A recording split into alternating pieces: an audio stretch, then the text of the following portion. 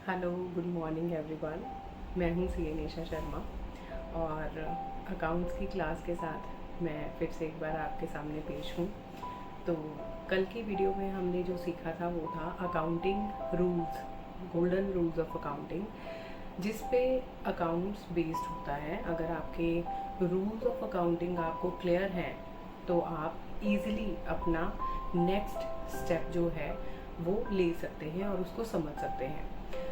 आज हम उसी गोल्डन रूल्स ऑफ अकाउंटिंग को बेस रखते हुए, जो अकाउंटिंग का बेस है जिसको हम कहते हैं जर्नल एंट्रीज, जिसमें ज़्यादातर बच्चे कंफ्यूज हो जाते हैं कि डेबिट किस चीज़ को करना है और क्रेडिट किस चीज़ को करना है। उसी चीज़ को सॉल्व करने के लिए आज मैं आपको जर्नल एंट्रीज़ को क्रैम करना नहीं, जर्नल एंट्रीज़ को क्रिएट करना सिखाऊंगी, ताकि आप कहीं भी जर्नल एंट्रीज में अटके नहीं। क्योंकि जर्नल एंट्रीज जो है वो अकाउंट्स का बेस है। आपने जर्नल एंट्री के बेसिस पे ही अपने बुक्स ऑफ अकाउंट मेंटेन करने हैं। आज की वीडियो को बहुत ध्यान से देखिएगा और लास्ट तक देखिएगा, ताकि आपके कॉन्सेप्ट्स जो हैं वो क्रिस्टल क्लियर हो पाएँ, शार्प हो पाएँ और आप इजीली अकाउंट्स को गो थ्रू कर पाएँ। चलिए आज की वीडियो शुरू करते हैं। आज हम स्टार्ट करेंगे जर्नल एंट्रीज के साथ, जिसके लिए मैंने बोर्ड पे पहले से ही आपके लिए एक ट्रांजैक्शंस लिखी हुई है। उस ट्रांजैक्शन में हमने मेंशन किया है Mahesh sales the goods. Mahesh sales the goods. सबसे पहले जर्नल एंट्री बनाने का जो बेस है वो ये है कि इसमें कौन कौन से अकाउंट्स इन्वॉल्व हैं। आप सब बताइए कमेंट करके कि हमने कौन कौन से अकाउंट्स, 3 टाइप्स ऑफ अकाउंट्स हमने पढ़े थे, वो कौन कौन से अकाउंट्स थे जो हमने लास्ट वीडियो में पढ़े हैं। सबसे पहले हम देखेंगे महेश सेल्स द गुड्स में कौन कौन से अकाउंट्स इन्वॉल्व हैं। चलिए आइए देखते हैं। महेश कौन सा अकाउंट है? महेश है हमारा पर्सनल अकाउंट, ठीक है। और यहाँ पर क्या ट्रांजैक्शन हो रही है? वो सेल कर रहा है गुड्स को। महेश सेल्स द गुड्स, ठीक है। इसमें गुड्स हमारा क्या है? गुड्स है हमारा रियल अकाउंट, क्योंकि मैंने आपको कल भी बताया था कि जो भी बिजनेस की एसेट्स और लाइबिलिटीज होती हैं वो सारी रियल अकाउंट में फॉल करती हैं। हमने देखा महेश है पर्सनल अकाउंट और गुड्स है रियल अकाउंट, और वो चीज़ों को सेल कर रहा है। जो भी वो बिजनेस में डील करता है उस गुड्स को सेल कर रहा है। अब इस पे हम अपने गोल्डन रूल्स ऑफ अकाउंट कैसे अप्लाई करेंगे? हमने पर्सनल अकाउंट का क्या रूल पढ़ा था? पर्सनल अकाउंट का हमने रूल पढ़ा था debit the receiver and credit the giver, ठीक है। Debit the receiver and credit the giver. जब तक आपको जर्नल एंट्रीज में ट्रांजैक्शन में कुछ भी मेंशन ना हो, हम यही अज्यूम करते हैं कि ये कैश ट्रांजैक्शन हुई है, ठीक है। अगर आप इसको अज्यूम करेंगे कि ये कैश ट्रांजैक्शन है तो आप इसको कैश ही मानकर चलेंगे कि उसने जो गुड सेल करी हैं वो कैश में की हैं, ठीक है। कैश में की हैं तो हमारे बिजनेस में क्या आ रहा है? Debit what comes in, debit what comes in, ठीक है। और अगर यहाँ पर वर्ड मेंशन हो जाए ऑन क्रेडिट, इसी एंट्री को हम 2 तरीके से कैसे पास कर सकते हैं वो आज हम इस वीडियो में सीखेंगे। जो फर्स्ट जर्नल एंट्री होगी, अगर हम इसको कंसिडर करते हैं कि जो महेश ने गुड्स सेल की हैं वो कैश पे की हैं, तो cash is a real account, और रियल अकाउंट में हमारा रूल था debit what comes in, credit what goes out. तो हमारे बिजनेस में क्या आ रहा है? कैश। तो हम कैश को क्या कर देंगे? कैश अकाउंट डेबिट, ठीक है। डेबिट व्हाट कम्स इन, क्या आ रहा है? कैश। तो हम कैश को क्या करेंगे? Cash account debit. सेल्स हमारा रियल अकाउंट है, क्रेडिट व्हाट गोज आउट, ठीक है। Cash account debited to goods account, लेकिन हम गुड्स वर्ड यूज नहीं करते हैं, हम वर्ड यूज करते हैं जब भी हम सेल करते हैं सेल्स अकाउंट, ठीक है। Cash account debited to goods नहीं लिखना, cash account debited to sales account लिखना है। तो देखिए कितनी इजी हमारी एंट्री हो गई है, cash account debited to sales account. सिर्फ यही तरीका है जर्नल एंट्रीज को पास करने का। अब मान लीजिए कि हम Mahesh sales the goods on credit, वो कैश में ना डील करके क्रेडिट पे चीज़ें बेच रहा है।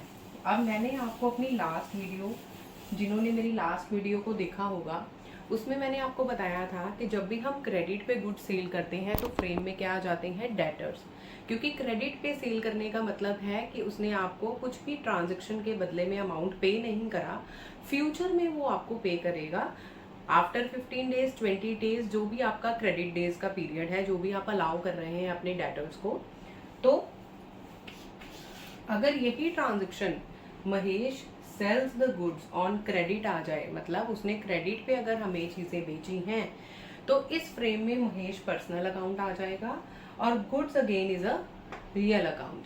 तो पर्सनल अकाउंट में हमने क्या रूल पढ़ा था, डेबिट द रिसीवर, ठीक है, डेबिट द रिसीवर। अब रिसीवर कौन है, महेश।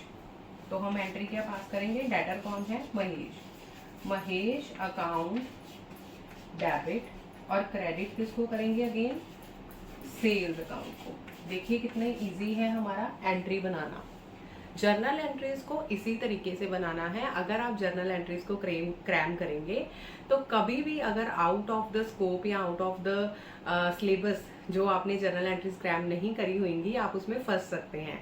तो इसीलिए जर्नल एंट्रीज को क्रिएट करने का यही तरीका है कि जब भी कोई ट्रांजेक्शन आए, सबसे पहले आपने उसमें ये देखना है कि कौन से अकाउंट्स इन्वॉल्व हैं, ठीक है। इसी तरीके से अब हम सेकेंड एंट्री पे आ जाएंगे। मान लीजिए अब इसके अलावा आपको बिजनेस में एक एंट्री आ गई, आपने अपना नया बिजनेस शुरू किया और उसमें आपने अपना फंड इंट्रोड्यूस किया है, ठीक है।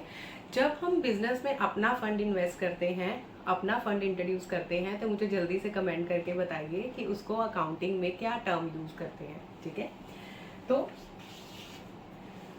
वैभव started his business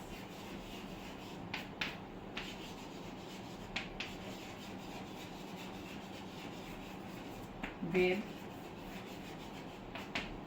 cash of INR 1 lakh. Okay, so Vaibhav जो है उसने अपना बिजनेस स्टार्ट किया और वो बिजनेस में कितना कैश लेके आया है, 1 लाख रुपए, ठीक है। अब इसमें सबसे पहले जो देखने वाली चीज है वो फिर से वही है कि कौन से अकाउंट्स इन्वॉल्व हैं।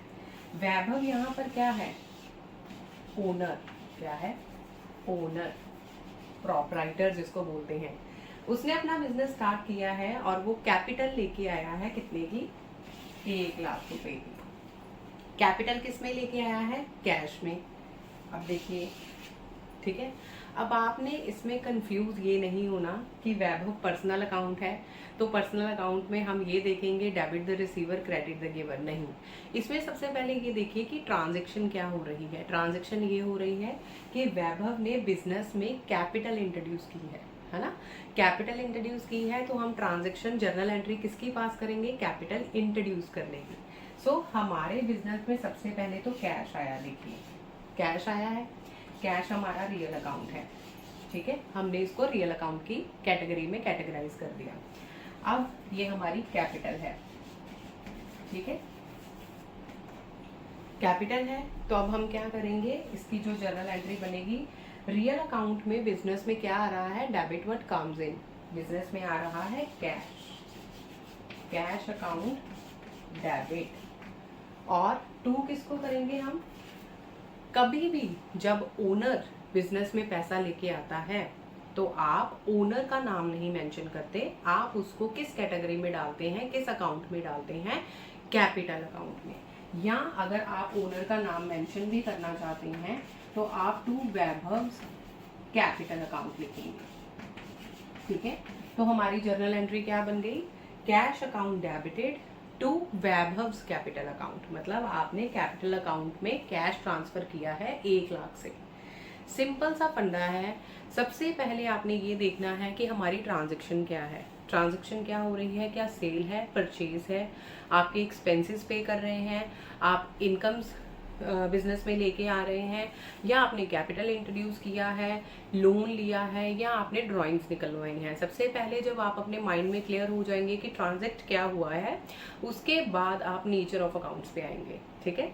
नेचर ऑफ अकाउंट्स मेंशन करने के बाद उनके रूल्स को एक बार अपने माइंड में दोहराइए और उसके बेसिस पे आपने जर्नल एंट्री पास कर देनी है, ठीक है। अगर आपको इस वीडियो में किसी भी तरीके की कोई भी परेशानी आ रही है या डाउट्स या कन्फ्यूजन है तो आप कमेंट बॉक्स में जाके ईज़िली कमेंट कर सकते हैं, और जब भी मैं आपका कमेंट पढ़ूंगी मैं आपको उसी टाइम रिप्लाई ज़रूर करूंगी। अगर ऐसा कोई क्वेश्चन आ जाता है जिसका रिप्लाई बच्चों को समझ नहीं आएगा तो हम उस पर एक नई वीडियो भी बना सकते हैं। ठीक है, तो आज की वीडियो मैं यहीं पे समाप्त करती हूँ, लेकिन वीडियो समाप्त करने से पहले 2-4 ज्ञान की बातें हो जानी चाहिए। तो आज का जो ज्ञान है वो सिर्फ यही है कि हमने बहुत बार एक सेंटेंस सुना है, वो सेंटेंस है कंसिस्टेंसी इज़ द की। अब कंसिस्टेंसी इज़ द की क्या है? जब भी हम कोई काम करते हैं, जब भी हम कोई कार्य आरंभ करते हैं, तो सबसे ज़्यादा ज़रूरी क्या होता है? उस कार्य को कंटिन्यूएशन में रखना। अगर आप उसका फ्रूटफुल रिजल्ट चाहते हैं, अगर आप उसका फल चाहते हैं, तो बहुत ज़रूरी है कि आप उस कार्यरत को उसको कंटिन्यूएशन में रखें, उसको कंसिस्टेंट रखें। देखिए एग्जाम्पल के तौर पे क्या है, आप एक्सरसाइज करते हैं, आप 10 दिन में नहीं अपना फैट लूज़ कर सकते, आप मसल्स गेन नहीं कर सकते, तो आपको कंसिस्टेंट रहना पड़ेगा। इसी तरीके से हमारी पढ़ाई है। ठीक है, हम ये नहीं कर सकते कि जब एग्ज़ाम्स आएंगे, एग्ज़ाम से 1 दिन पहले या 2 दिन पहले हम अपनी तैयारी करनी शुरू कर देंगे और हम एग्ज़ाम्स को पास कर सकते हैं। ऐसा नहीं होता। आपको एग्ज़ाम्स को पास करने के लिए और अच्छे मार्क्स स्कोर करने के लिए बहुत ज़रूरी है कि आप through out the year consistent रहें अपनी स्टडी के लिए। और उस कंसिस्टेंसी से क्या होगा कि at the end of the year जब आपके एग्ज़ाम्स आने हैं, आपके दिमाग पर किसी तरीके का प्रेशर नहीं होगा। ठीक है, तो इसी के साथ मैं आपकी इजाज़त चाहती हूँ, और मेरे YouTube चैनल को सब्सक्राइब करना मत भूलिएगा। अगर आपको ये वीडियो नॉलेजेबल लगी है, आपके काम की है, तो आप इसको लाइक ज़रूर कीजिए। और in case of any doubt, जो कि होना तो नहीं चाहिए लेकिन अगर हो तो आप कमेंट करके अपना डाउट क्लियर कर सकते हैं। Thank you so much. अब मैं आपको मिलूँगी अपनी अगली वीडियो में।